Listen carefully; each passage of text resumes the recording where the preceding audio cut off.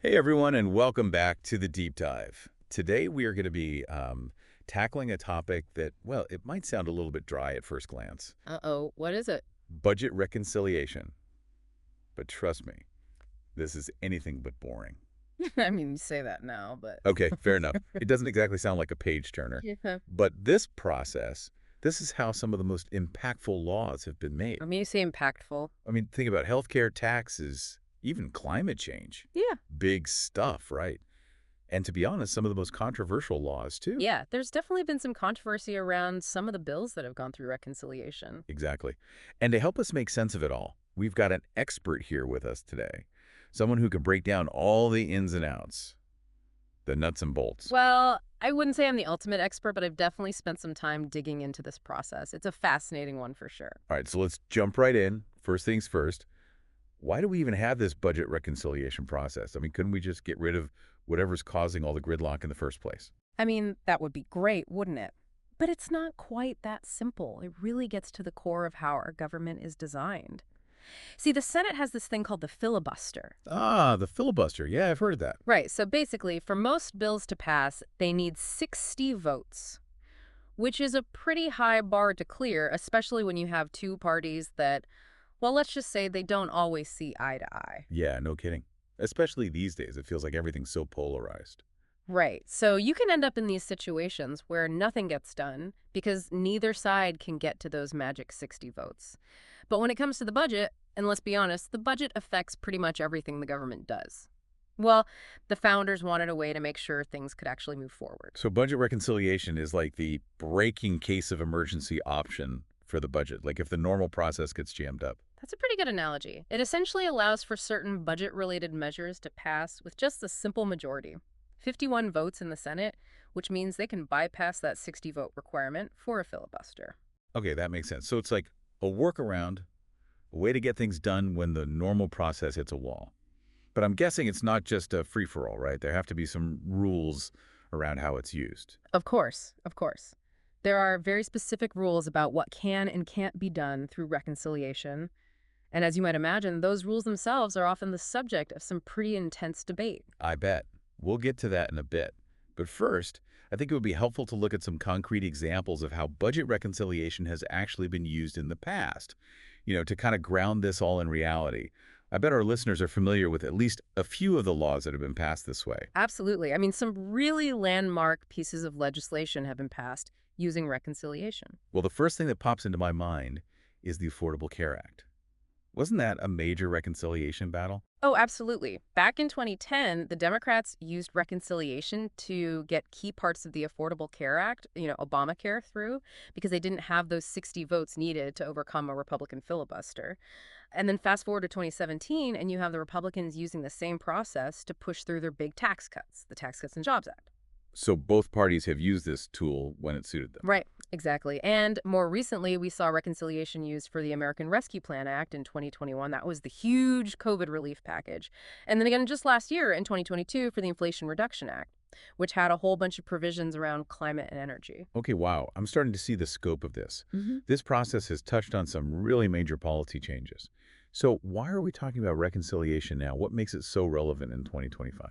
Well, most of the projections are pointing to Republicans controlling both the House and the Senate in 2025. But here's the thing. Their majorities are expected to be really, really slim, like razor thin. Okay, so that means that they're probably going to have a tough time getting anything controversial passed, especially if they need any kind of Democratic support. Exactly. Which brings us back to budget reconciliation.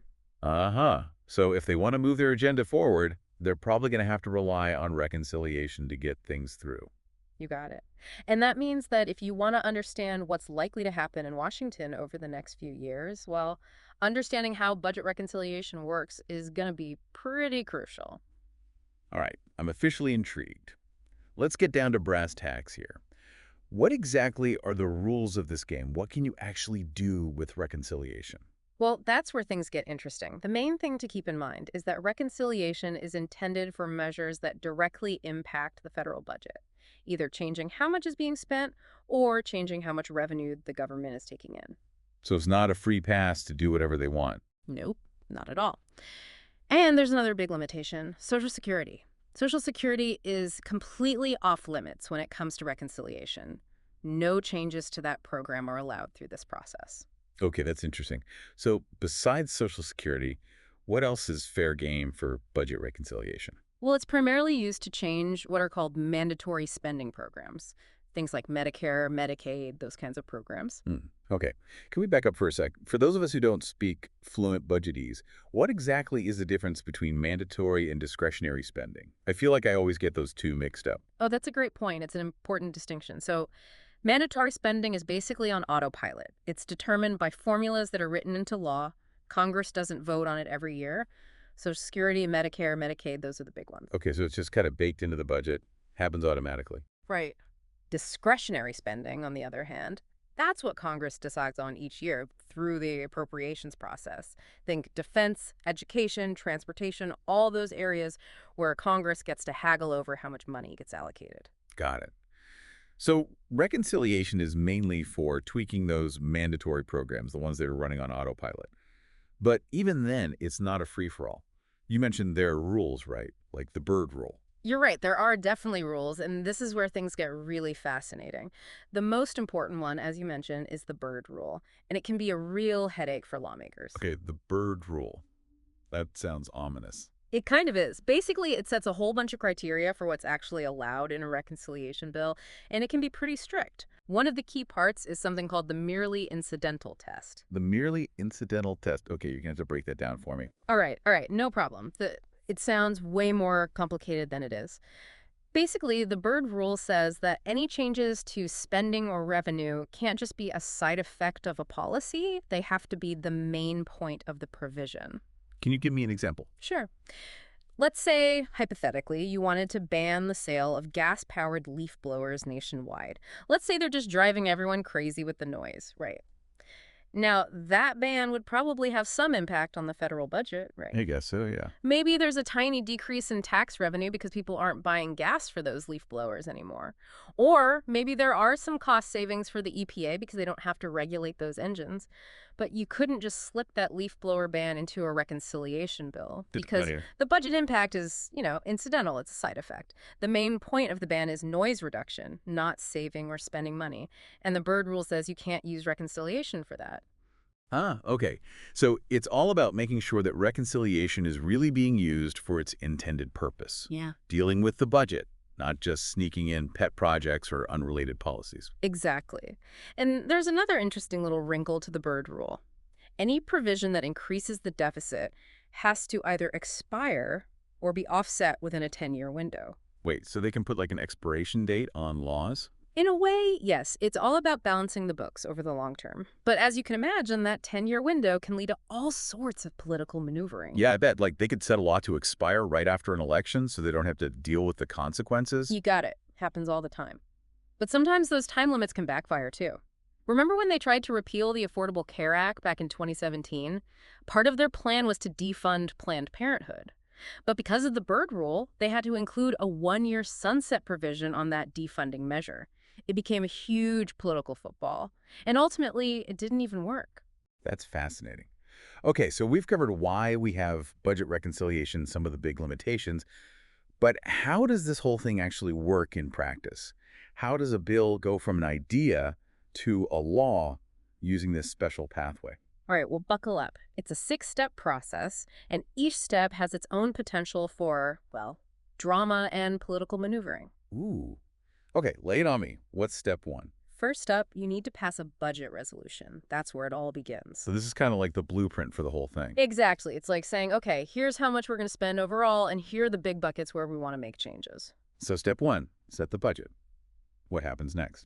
Well, once you've got your budget resolution in place, it's time to get down to the nitty-gritty. And that's where the different committees in Congress come in. Each committee gets assigned responsibility for writing a specific section of the reconciliation bill, based on the instructions in that budget resolution we talked about, like dividing up the work on a group project. Ah, okay, makes sense. And I'm guessing this is where things can start to get a little, shall we say, messy. Oh, absolutely. And that brings us to step 3, the markup. The markup. Is that like when you highlight the important parts with a marker? Not Quite. Markups are where things get really interesting and often heated. These are committee meetings where the members debate and amend the bill line by line. It's a chance for both parties to try to shape the legislation, add their own priorities, try to block stuff they don't like. And remember those razor-thin majorities we were talking about? Yeah. Every single vote is going to matter in these markups. Oh, man, I can already picture those all-night sessions, the Yeah. political horse trading. Sounds intense. Oh, yeah, it can get pretty wild. And we still got 3 more steps to go. All right, well, on that cliffhanger, I think we need to take a quick breather and come back in part 2 to dive into the rest of those steps. We'll explore how the Senate handles reconciliation and what the heck a vote-a-rama is, and maybe even sprinkle in a few more juicy stories along the way. So stay tuned. Okay, so we're back and ready to tackle the next act of our budget reconciliation saga. Last we left off, things were getting pretty heated in those committee markups, with all those lawmakers battling it out over every little detail in the bill. So what happens after that? Well, after each committee has had its turn with the markup, all those different pieces, it's like all the chapters in the book, they all get combined into one big ol' reconciliation package. So we've gone from a blueprint to, like, Hmm. a first draft of the actual law. I got it. And that draft, it heads off to the full House and the full Senate for a vote. But that journey, well, let's just say it's far from over at that point. Especially when it comes to the Senate, right? Yeah. You mentioned they have their own unique set of obstacles. Oh, yeah. The Senate is like an obstacle course for any legislation. Reconciliation bills, those are no exception.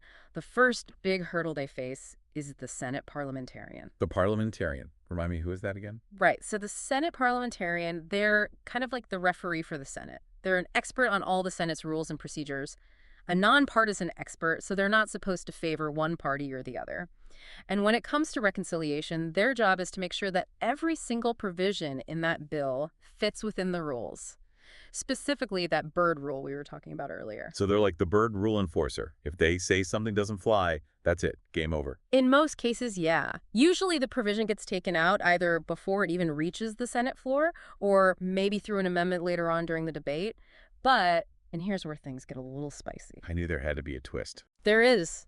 So if a senator objects to a provision, raises a point of order against it based on the Byrd Rule, the Senate's presiding officer. And remember that presiding officer is always a member of the majority party.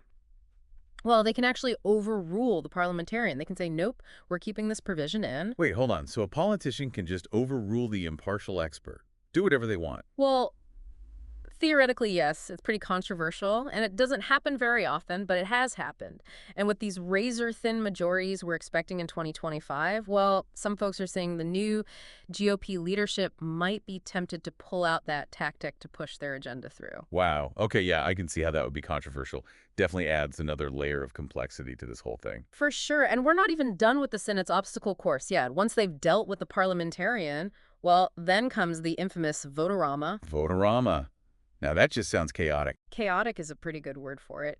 It's basically an amendment free-for-all. Senators can end up voting on dozens, sometimes even hundreds, of amendments, often late into the night. So it's like an all-night legislative party fueled by coffee and political maneuvering. You got it. And for the minority party, it's their chance to, throw some wrenches in the works.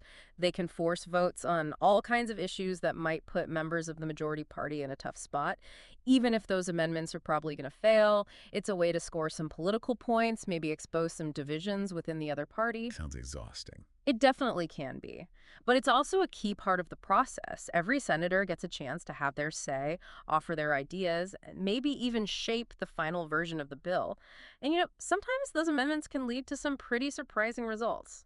Like what? Well, back in 2009, during that whole debate over the Affordable Care Act, Senator Bernie Sanders, he introduced an amendment during the vote-a-rama that would have created a public option for health insurance. Oh, wow. Yeah, I remember that. It was a long shot for sure, but you know what? It actually got a majority, 51 votes. Ultimately, though, it didn't make it into the final bill because they needed 60 to overcome all the procedural hurdles. But it just goes to show you that even in this wild, crazy vote-a-rama, you can still have moments of real debate, and you never know what might happen. Yeah, that's a good reminder. Okay, so we've made it past the parliamentarian. We've survived the vote-a-rama. What happens next? Well, assuming the bill is still in one piece after all that, it's time for the final vote. The Senate votes on whether to pass that whole reconciliation package. And because it's reconciliation, they only need that simple majority, 51 votes, to get it through. Okay, so let's recap for a second. We've got our big combined reconciliation package. It's gone through the ringer with the Senate Parliamentarian, maybe a few dramatic overrulings in there, who knows. Then we've got the vote-a-rama madness, and finally the Senate gives it the thumbs up. What happens then? All right, so now it depends. Has the House already passed their own version of the reconciliation bill? Uh-oh. More potential for gridlock. Potentially, yeah. The two chambers, they have to iron out any differences between their versions. It's like a legislative marriage counseling session. They have to come up with a compromise that both sides can live with. What if the House just says, you know what, Senate, we're good with your version. Let's just go with that. Oh, that can happen too. They can skip that whole conference committee part and just vote on the Senate's bill as is. That's actually what happened with the American Rescue Plan back in 2021. The House originally had a provision to raise the minimum wage, but the Senate parliamentarian said, nope, not allowed, doesn't fit the Byrd Rule. So to avoid more delays, the House just went ahead and passed the Senate's version. Sometimes speed is key, especially when you're dealing with something like a pandemic relief package. Makes sense. Okay, so let's say we finally have our unified bill. It's passed both the House and the Senate. It's made it through the gauntlet of Congress. Now what? Well, now it's time to head over to the White House. Step 6 is presidential approval. Just like any other bill, the president can sign it, making it officially a law, Or veto it and send it right back to Congress with their objections. and if the president does veto the bill, Then Congress gets one last chance. They can try to override that veto, but that takes a 2/3 majority vote in both chambers. That's a really high bar to clear. it's like the final boss battle in the legislative process. You could say that. And it's not over until the president's signature is on that bill or Congress has successfully overridden a veto. So there you have it, the 6 steps of budget reconciliation. It's a winding road filled with twists and turns and moments of high drama. Definitely complex, often controversial, and often chaotic, yeah. But it's a powerful tool, especially in a political system where things tend to get stuck. And it seems like this whole process is only going to become even more important in the years to come. Absolutely. Heading into 2025, those slim majorities, the possibility of even more reliance on reconciliation, well, understanding how it works is going to be more important than ever. All right, well, folks, I hope you're taking notes because we've covered a lot of ground, but there's still more to explore. In part 3, we're going to step back and look at the bigger picture. What are the long-term implications of using reconciliation so much? Is it actually a healthy way to make laws? What are the potential downsides we need to be thinking about? We'll be tackling all those questions and more, so stay tuned. Welcome back to the Deep Dive. We've spent the last 2 parts of this episode really getting into the weeds of budget reconciliation. The how and the why of this, well, let's be honest, often overlooked part of the legislative process. We've walked through those 6 steps, starting with that initial budget resolution, all the way to getting that bill to the president's desk. And we saw how the Byrd Rule and those marathon vote-a-ramas, those can really make things interesting, to say the least. Yeah, interesting is one word for it. But now I'm kind of curious about the bigger picture. We've talked about how budget reconciliation has been used to get some really major policy changes made, like healthcare, taxes, climate stuff. But is using this process so much, is it actually a good thing for our democracy? Yeah, that's the big question, isn't it? And I don't think there's an easy answer. There are definitely pros and cons to consider. Absolutely. So let's start with the pros. What are the arguments in favor of using budget reconciliation? Well, the biggest argument you hear is that it can help break through gridlock. In a political climate where the two parties are so divided, it can be almost impossible to get to those 60 votes you need in the Senate to pass anything that's even a little bit controversial. Reconciliation offers a way to kind of sidestep that and actually get stuff done. So it's like a pressure release valve, when the system gets all clogged up. Yeah, that's one way to think about it. And for people who support using reconciliation, that's a good thing. They argue that without this process, well, important stuff would just be stuck in Congress, never actually becoming law. Okay, I can see that side of it. But what about the downsides? You mentioned some cons. Right. Well, one of the big worries is that it can actually make things worse when it comes to trust and cooperation between the two parties. If one party uses reconciliation to push through its agenda without any input from the other side, it can build up resentment, and that makes it even harder to find common ground down the road. So it's like winning the battle but losing the war. Kind of, yeah. And there's another concern you hear a lot. What about the quality of the laws being made?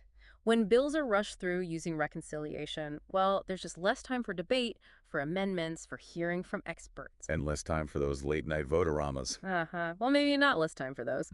But the point is, there's a bigger chance of unintended consequences, loopholes, things that weren't fully thought through. So the speed and efficiency of reconciliation can come at the cost of being really careful and thoughtful. Right, exactly. And then, of course, we can't forget about the Byrd Rule. It's hanging over this whole process. Remember that merely incidental test we talked about? Oh, yeah, the one that says you can't just sneak in unrelated policies just because you want to make some budget changes. Right. That rule can sometimes lead to weird outcomes where policies get twisted or watered down just to fit within the limits of what's allowed under reconciliation.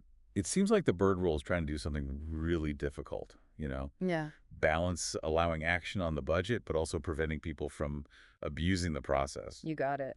But finding that balance, well, that's tough. There's always going to be debate about whether the Byrd Rule is too strict or too loose or maybe just right. So budget reconciliation is a bit of a double-edged sword then. It can be powerful for making changes, but it also has some pretty big risks. That's a really good way to put it. And as we head into 2025, with those really slim majorities we're expecting, and probably even more reliance on reconciliation, well, understanding how it works is more important than ever. I've been thinking about something you said earlier about how reconciliation can sometimes lead to laws that are less durable, laws that might get reversed if the political winds change. Yeah, that's an important point. When laws are passed with broad support from both parties, they tend to stick around longer, they're tougher to overturn. But when one party uses reconciliation to go it alone, well, those laws are easier to undo or change when the other party gets back in power. It makes you wonder, is there a better way to do things? Maybe a way to address the problems that are causing this over-reliance on reconciliation in the first place. That's a conversation we definitely need to be having as a country. How do we get past all this polarization and gridlock? How do we build back trust and cooperation in our political system? Big questions, for sure. And I don't think there are any easy answers. But I think the first step is awareness, right? Understanding how our government works, or sometimes doesn't work, that's crucial for all of us. Couldn't agree more.